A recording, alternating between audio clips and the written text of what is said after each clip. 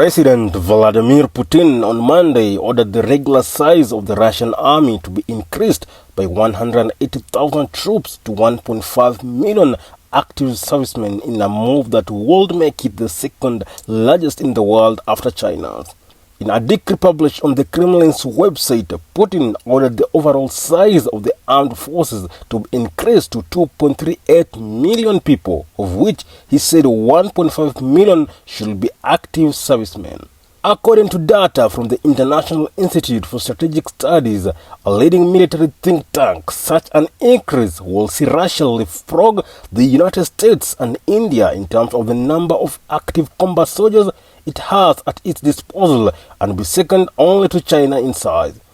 The IISS said Beijing has just over 2 million active duty service personnel.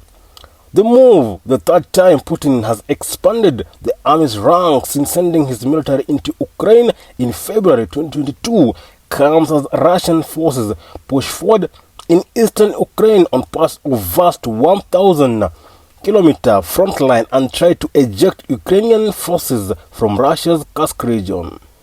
Although Russia has a population more than 3 times larger than Ukraine and has been successfully recruiting volunteers on lucrative contracts to fight in Ukraine, it has, like Kyiv's forces, been sustaining heavy battlefield losses, and there is no sign of the war ending anytime soon. Andrei Katapolov, chairman of Russia's lower house of parliament's defense committee, said the increase in active troop numbers was part of a plan to overhaul the armed forces and gradually increase their size to match what he described as the current international situation and the behavior of our former foreign partners.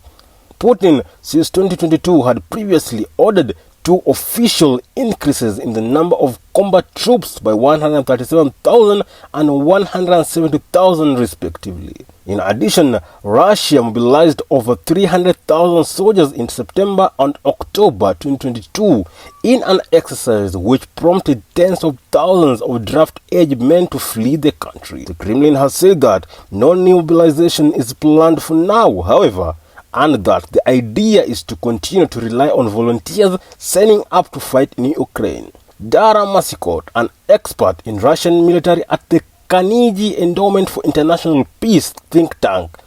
questioned whether Moscow was ready to foot the bill for the increase in active servicemen. Masikot, who has released a report on Russia's drive to regenerate its army, said Moscow could take the unpopular and difficult decision of expanding the draft size or change the law to allow more women to work in the military to reach such a goal.